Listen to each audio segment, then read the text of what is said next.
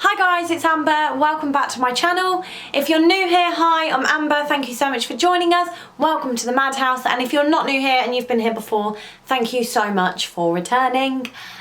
This week, I am going to be covering things not to say to someone who is trying to conceive. This is episode 7.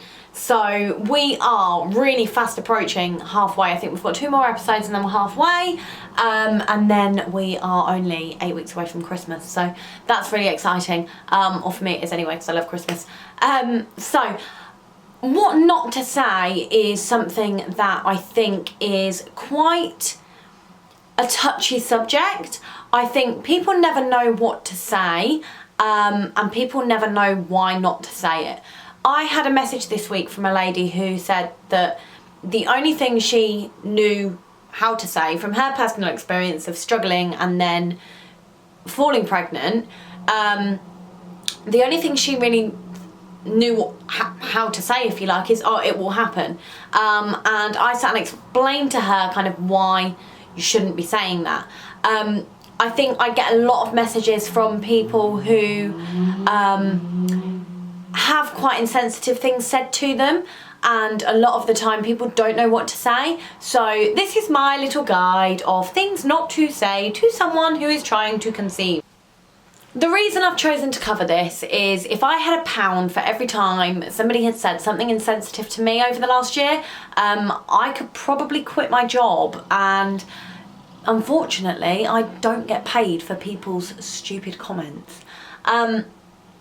A lot of the time I think it is a case of it is such a tricky subject that people feel like they have to say something but they don't know what to say, so they just kind of say the first thing that comes into their head, or they say things that they think are helpful but they're not, and they're not to know that they're not helpful, because at the end of the day they aren't the ones going through it, so they don't know how it feels, and it's very easy for them to sit there and go, I understand, but they don't.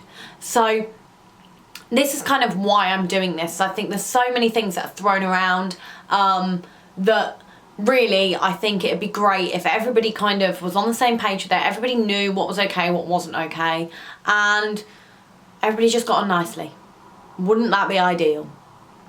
A few weeks ago, before I started this channel, if you follow me on Instagram you may or may not have seen it, but the Huffington Post published an article on the NHS cuts, on the NHS cuts to IVF, and Marco and I were kind of the feature of that story.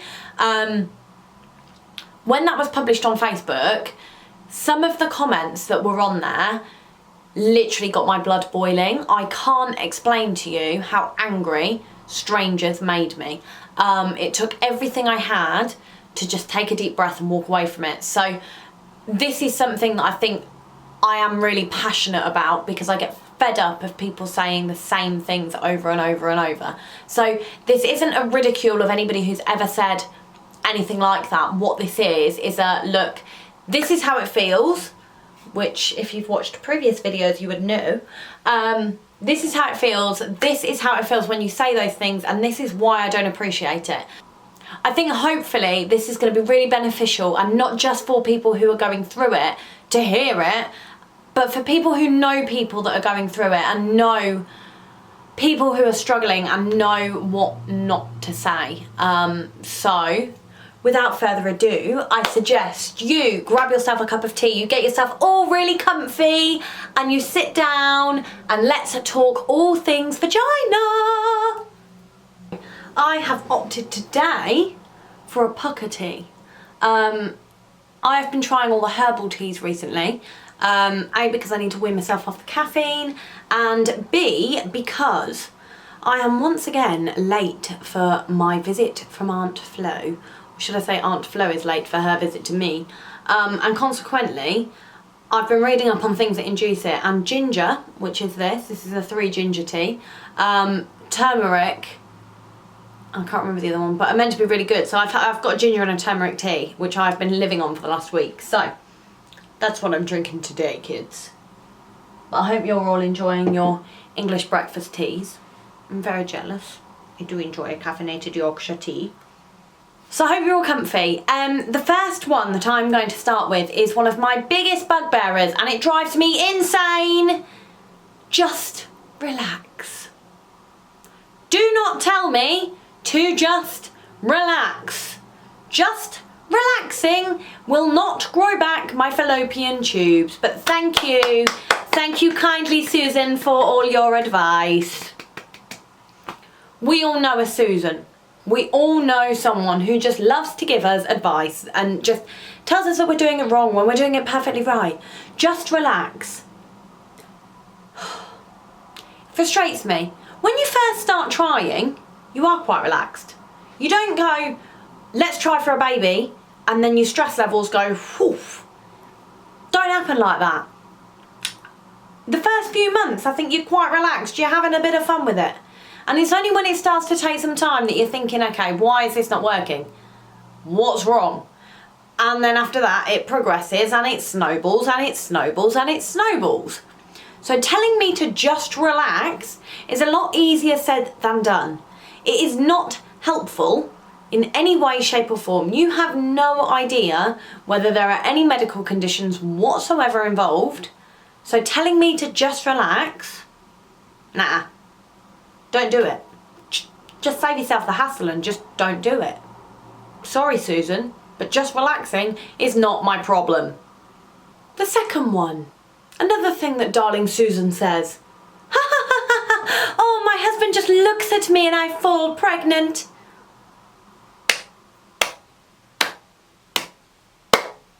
Would you like a medal?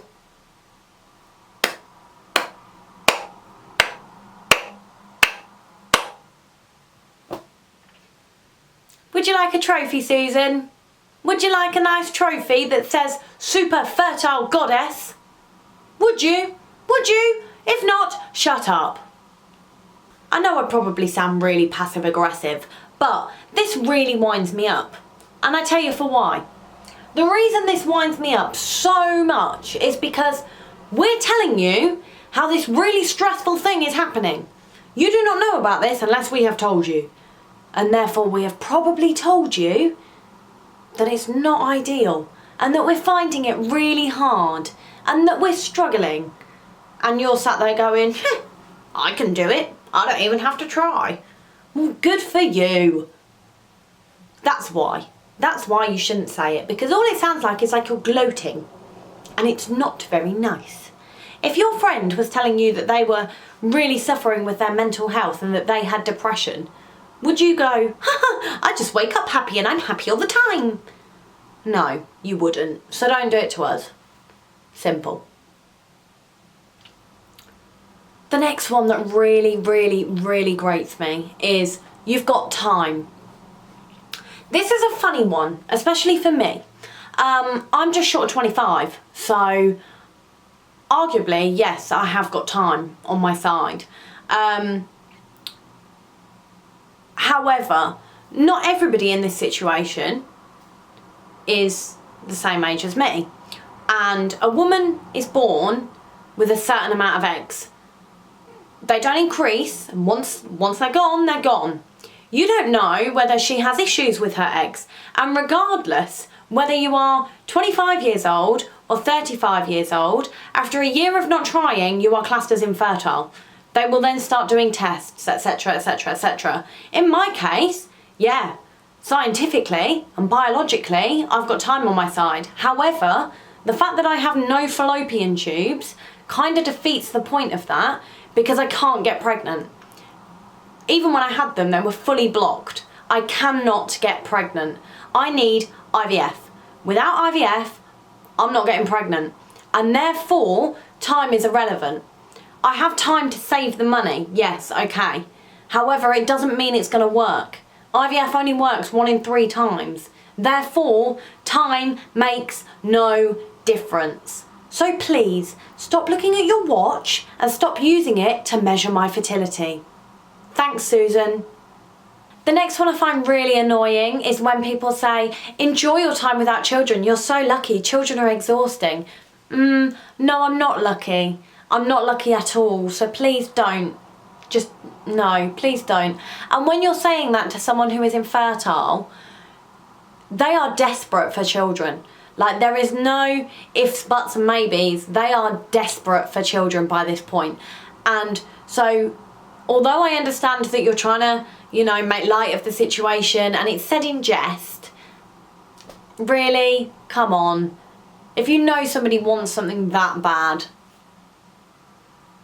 don't rub in the face the fact that you're moaning about yours. Don't get me wrong, I am sure every single one of us who go through infertility, when we have children, we are not going to go 18 years without moaning about that child. Don't get me wrong. However, are we going to do it to someone who's infertile? No, absolutely not, because we know how it feels. We know how it feels to sit there and watch that woman with her children and wish so bad that we were them. We know how it feels to go on holiday and spend thousands of pounds on a 2-3 week holiday to wherever we want because we haven't got to worry about childcare and long haul and screaming babies on a plane. But we would trade that any day for a child, any day. Yes, we might be able to go buy ourselves a nice fancy car, go wherever we want, go to parties, do whatever the hell we please. But again, we would trade all of that in for a child. So telling us that kids are exhausting, we know this. We know this. We know people with children. We know that kids are hard work. But you telling us that and telling us that we're lucky, that's not all right. That makes us feel crap.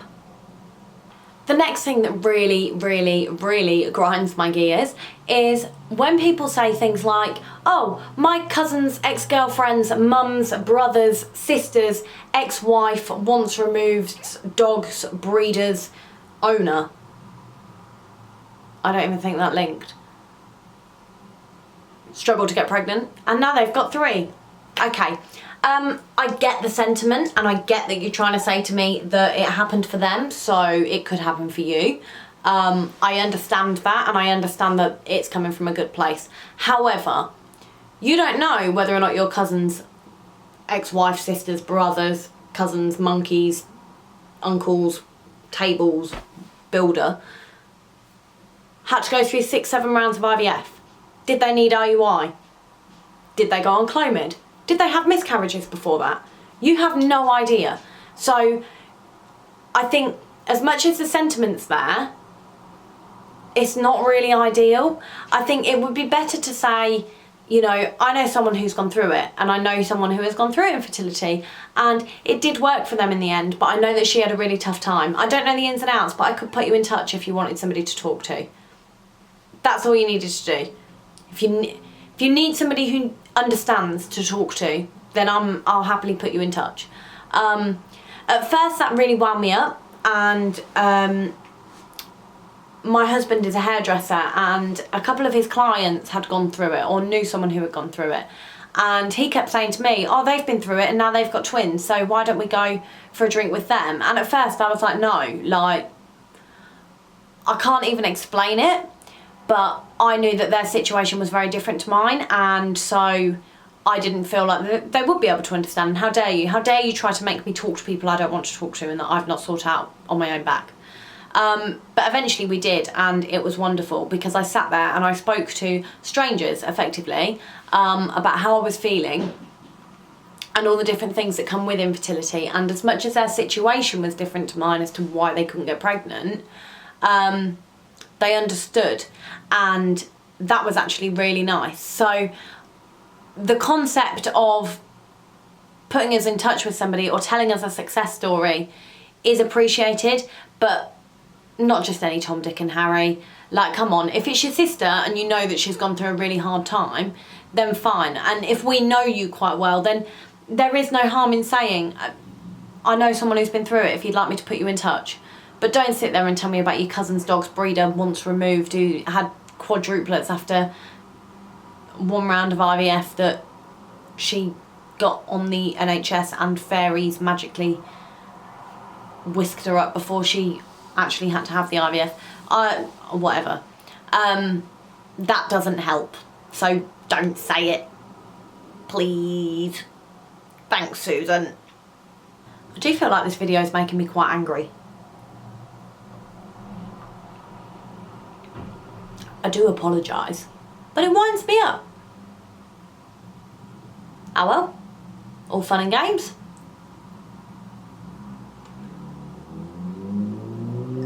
The next one that really frustrates me is, you can borrow mine.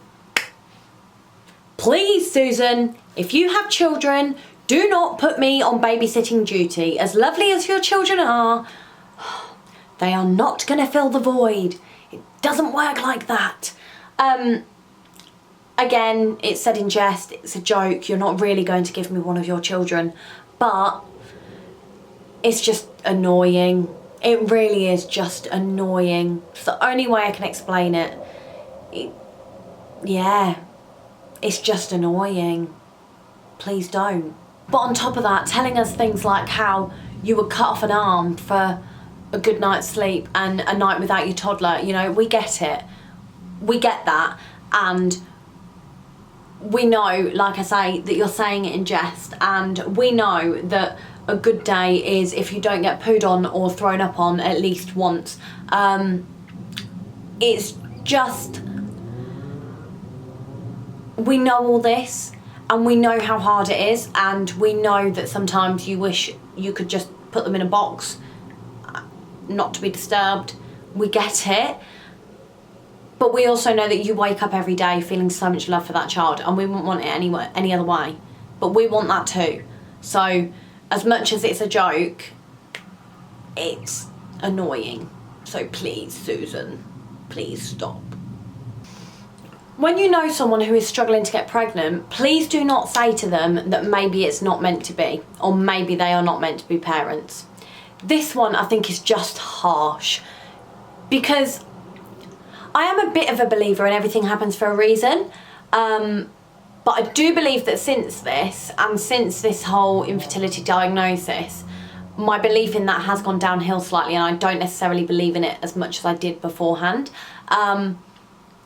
But telling us that maybe we're not meant to be parents doesn't help, because all you will get is, well, why me?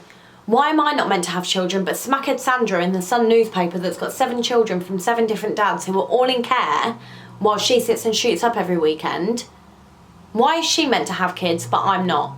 Or why is the woman who abuses her children, why is she meant to have children? Why are all these people in the world that can't look after their children meant to have children, but people like us aren't? If you can answer that question, then maybe I'll let you have, then maybe I'm just not meant to be a mother. But I really disagree with that, and I think it's really horrible when people say that. Like, it's just borderline nasty, and it doesn't make sense to me. Like, I've said before that I wouldn't wish infertility on anybody, and I'm not saying that anybody shouldn't be allowed to have children, but that's my thing. If everything happens for a reason, what is that reason? What is the reason that I'm not good enough to be a mother, but those people are? You tell me that. Another thing that people said to me a lot when I was first told that I can't have children by myself is, well, you can just do IVF. You can just do IVF. Just do IVF. Just IVF. I don't think those two words should be used in the same sentence. IVF is not an easy process. IVF is not a just. IVF is a very, very expensive process that might not work. In fact, it's more likely not to work than it is to work. So, telling us to just do IVF doesn't fix the problem. Yes, it's an option, but a very expensive one. And when I say very expensive, I mean anything between 5 and 10k. Well, anything between 3.5 and 10k, depending on where you go, what the problem is, etc. So telling someone to just do IVF isn't very helpful. In fact, it's really quite insensitive. And as I've said, yes, it's an option, but it's also not an option that everybody wants to take. IVF is emotionally and physically draining. It is not something that is to be taken lightly, and it is not something that people just do. And therefore, telling someone that they can just do IVF is so damn ridiculous. There are no words. So please don't say that. Cheers, Susan. Another thing is something that a lady messaged me about the other day.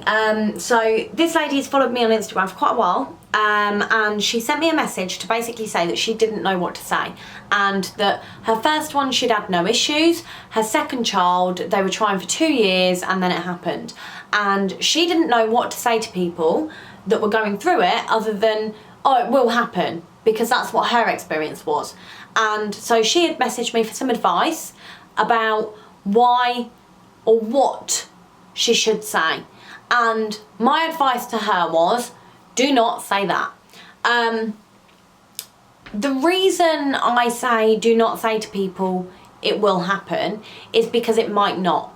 As I've already said multiple times throughout this video, IVF isn't always guaranteed. For some people, IVF isn't an option. For some people, they can have IVF, they can have ICSI, but they can't use their own eggs, they can't use their own sperm. And for them, biologically, arguably, it won't happen. For a lot of people that suffer with infertility, they will not have a child of their own. And so telling them that it will happen isn't helpful. I have lost count how many times I've sat and said to one of my best friends, stop telling me it will happen. And all she's doing is being positive, and I completely appreciate that. However, I need to accept for myself in my head that this may not happen for me. And so having my friends constantly saying to me, oh, it will happen, I know it will, I can feel it will happen. It might not. And if it doesn't, how bad are you going to feel for consistently telling me that it will? So please don't tell me that it will happen, because it might not. And that's a really bitter pill for us to swallow, but it's one that we do need to swallow. The final thing I'm going to tell you not to say is just adopt. Adoption is amazing, and I admire every single person in this world that does it. However, when you have an infertility diagnosis, it isn't black and white. It isn't that simple, and you do long for a child of your own, and to some that may be selfish, but I don't believe it is. And if everybody else has the right to have their own child, then if the science is available to make us do so, then why not? And people then say, well, then it's not about having a child, it's about having your own child, and it's about giving birth, and it's about being pregnant, and you're selfish, and you're this and you're that.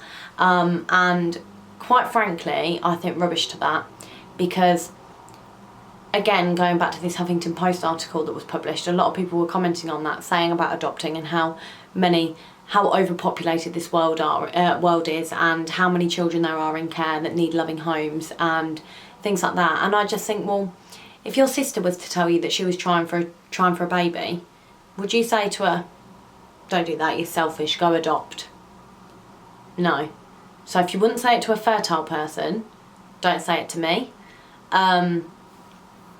It really winds me up, because people seem to think that adoption is easy. Adoption is really hard, and adoption doesn't always go through.